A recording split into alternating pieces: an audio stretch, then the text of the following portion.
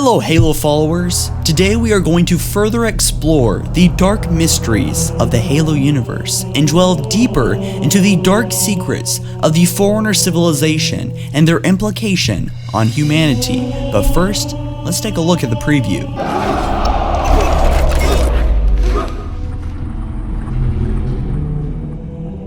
Part 1 of this mini-series revealed information about the ancient humans and their first encounter with the parasitic form of life known as the Flood. The ancient human Forerunner war and the consequent discovery of the Flood by the Forerunners. Then we learned about a young Forerunner, born stellar, makes eternal lasting, who traveled to Earth with the help of two humans named Chakas and Riser, found the cryptum of a well-known warrior servant, the Dynact. He was sent to exile because he lost a political debate on how the Forerunners should act in case if the parasite ever returned to the galaxy.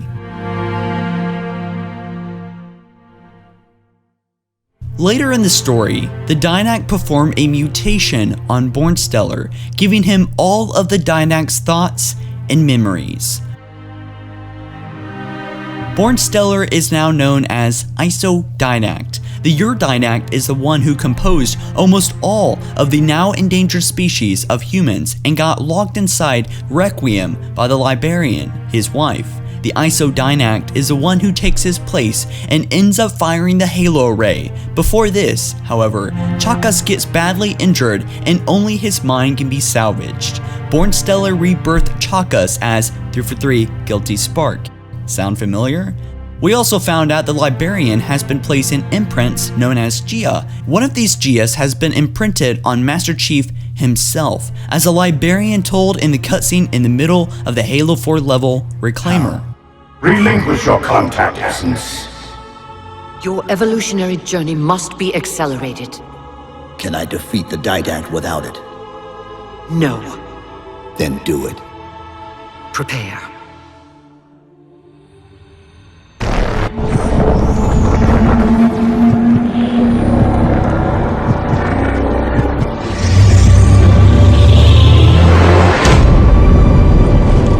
What is imprinted on Master Chief? Well, it's Bornstellar's Geas. Bornstellar is Iso-Dynact, of course, them being the same Forerunner. This is the reason why 343 Guilty Spark is talking to him as if he is the Iso-Dynact through the opening cutscene on the level 2 Betrayals in Halo 1. Any life with sufficient biomass to sustain the Flood. But you already knew that. I mean, how could you? Left out that little detail, did he? We have followed outbreak containment procedure to the letter. You were with me each step of the way as we managed this crisis. If you watched our viral video about Master Chief's darkest secret, all of this may sound a little familiar, so it's a bit of a recap. In the last part, we talked about the Forerunners, but long before the Forerunner civilization arose and created the Yusumine, they were the creators of every living thing in the universe. They based their existence not around physical things, but philosophical concepts of the Mantle, living time, and a meta-technological mechanism known as neurophysics, which enabled them to manipulate the fabric of the universe. According to the physiological aspect of the neurophysics, the universe itself was actually a living entity, though vastly different in nature and scale from organic beings. The Forerunners have speculated that the Precursors and most of their supposed knowledge around their creators was constructed. They believe that the Mantle, which was basically the guardianship of the galaxy and all life, was bestowed upon them by the Precursors. According to Forerunner belief, the Precursors had peacefully passed away after they fulfilled their mission in creating the Forerunners, and the passing of the Mantle of responsibility secured the Precursors' legacy. The Forerunners believe that the Precursors had shaped the Forerunners in their own image. A few Forerunners believe the same for humans as well. The majority of this information was based on dubious historical facts, serving the purpose of providing a set of explanations for the mysteries surrounding the Precursors. The facts are very different from what the Forerunners had ultimately chosen to believe. The Forerunners actually had risen against their creators, the Precursors. If the Forerunners struck against their creators completely unprovoked, enraged by the Precursors' decision to pass the mantle onto humanity instead of the Forerunners, as the Gravemind said, or the Precursors had decided to erase the Forerunners from existence, as they had done with many of their other creations, remains unknown. The fact is that the Precursors were slain by their own creations. Here we see a Gravemind, the Flood's collective intelligence. Basically, the Flood's brain retains the consciousness and memories of the past Graveminds, even if the Flood on the whole is reduced into a non-sentience into the interim. This is the ability that the Primordial, the Archaeum, Gravemind, and the Precursor entity also had. The few who managed to escape the Forerunners' wrath either went into a suspended animation or became dust that would regenerate into their past forms. However, over time the dust became defective and it created sickness and disease to anyone who came in contact with it.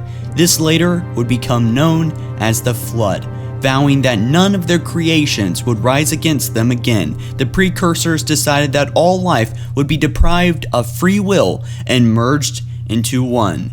In the end, the Flood would consume all creation and would be a reflection of the Precursors themselves and suffering their creations caused them. During the Human-Forerunner War, the humans also believed that the mantle was bestowed upon them, something that the Forerunners considered that was supposed to go to them at that time, which may explain why they biologically regressed the human race after their victory.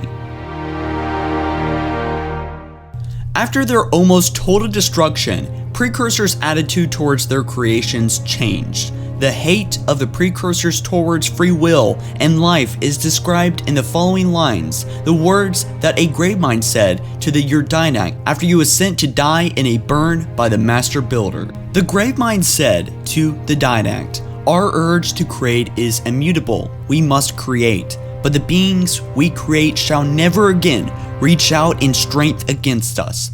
All that is created will suffer. All will be born in suffering.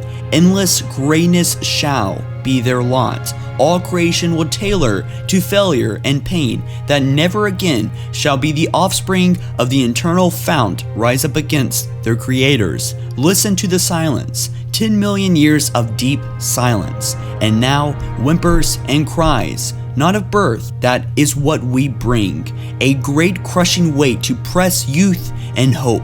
No more will, no more freedom," he says, "nothing new but agonizing death, and never good shall come of it. We are the last who gave you breath and form millions of years ago. We are the last of those your kind defied and ruthlessly destroyed. We are the last Precursors, and now we are Legion." There is also the following quote that the Primordial says to the Didact moments before the latter executes it. It says, "We are the Flood. There is no difference until all space and time are rolled up and life is crushed in the folds. No end to war, grief, or pain. In 101,000 centuries, unity again and wisdom. Until then, sweetness." From these quotes, three things became crystal clear. And number one, the Precursors are the creators of all life, but they face death and extinction at the hands of their creations. And number two, the Precursors want all species and life forms to become united to one, why they suffer. And number three, the Precursors and the Flood are the same, although they may not share the same amount of knowledge. We have also made a reference to the Geas that the Librarian had imprinted on some humans, most namely Master Chief. Those Geas were extracted personalities and memories of human ancestors who had fought in the Human-Forerunner War. A Geas requires specific triggers in order to be awoken within the carrier individual. For example, the ancestral memories of Takas and Riser surfaced after they traveled to Taram Hakor, once the heart of the human empire. Once active, an archived personality could exist, a fully aware consciousness, alongside the carrier's own mind, even temporarily taking control of their physical body, almost like this sleeping virus that sometimes can be activated when needed. That's what a Geas was, and it definitely did it. And the big thing that the darkest secret about Master Chief is that Chief has isodynac's Geas. But let's get back on point. That happened on the human population above Installation 07 when the primordial and mendicant bias took over, and with the use of beacons could control the Geas of humans and sent them to flood research facilities. Few humans ever returned, and those did were often known as sick and either dead or were killed by others as a result. However, some returned apparently unharmed. Resisting one Geas was almost impossible. Another interesting fact is that the Master Chief's Geas is of a Forerunner, the isodynact, as I was explaining a moment ago. This might explain the following quote of the Gravemind on the level Cortana on Halo 3. "Child of my enemy, why have you come?" Let's look at that for a second. Child of my enemy. Keep in mind that the Forerunners were creations from the Precursors, aka the Flood. So technically, the Flood has created the Forerunners. The Flood and the Forerunners had a very big ongoing battle. He also says, "I offer no forgiveness, a father's sins passed down to his son."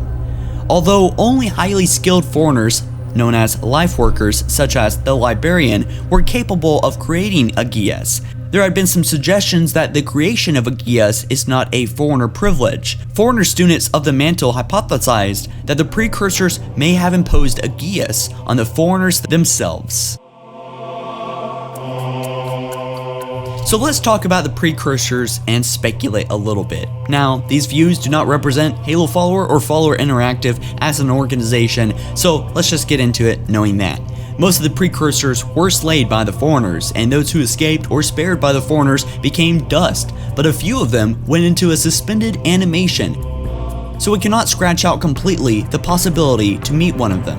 It's possible. And about the Flood right now in 2558 are seemingly defeated, but it is possible that they still exist in the remaining Halo rings or other Forerunner facilities. It is also possible that the Flood exists outside the Milky Way in other galaxies, or that it has even conquered distant galaxies. But most disturbing is the fact that the Flood began to resurface inside the Spirit of Fire while it drifted into unknown space. So what about the Flood right now? Well, there's a very good chance that they're still around.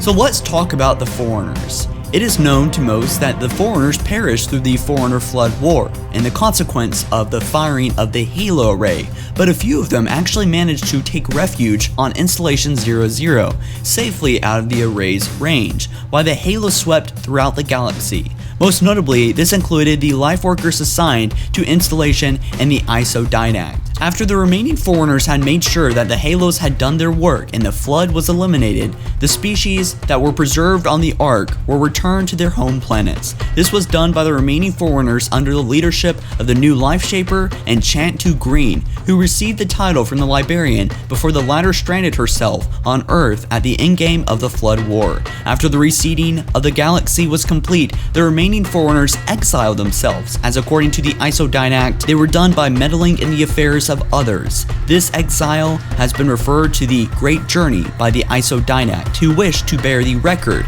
of the Forerunner civilization failures and their ultimate sacrifice for future generations of the galaxy. The Urdynact, the Dynact that we saw in Halo 4, also survived, having been imprisoned in a cryptum in the Shield World Requiem. We saw him in Halo 4 and how we accidentally made him escape, although we saw the Dynact being composed, which actually that wasn't the case, but that's what everyone assumed, at least in the lore.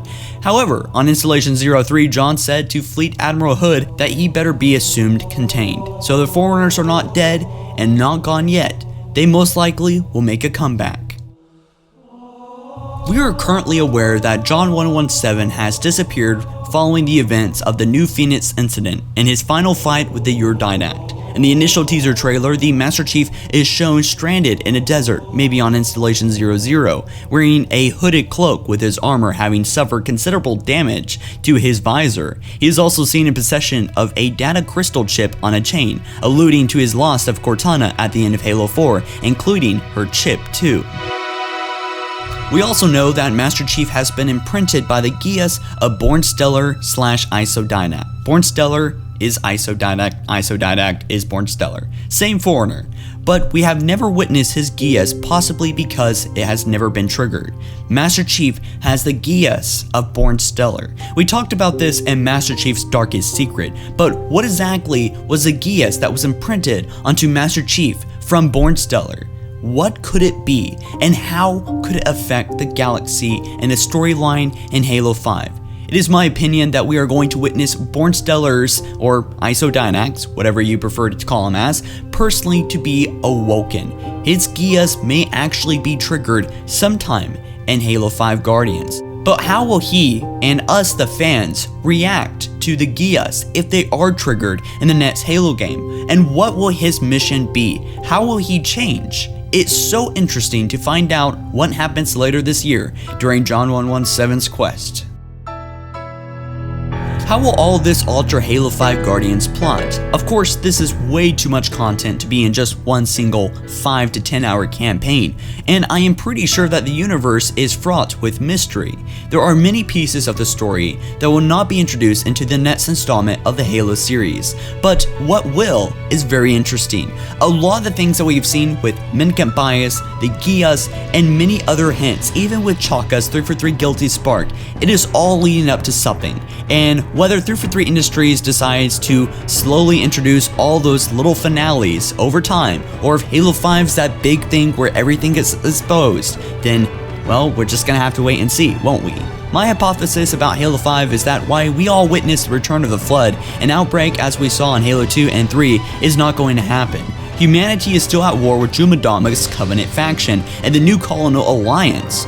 Master Chief is away trying to find a way to possibly bring Cortana back to life or on some soul life mission, but he will face an old ally, in addition with the awakening of his Geas, whatever that may be.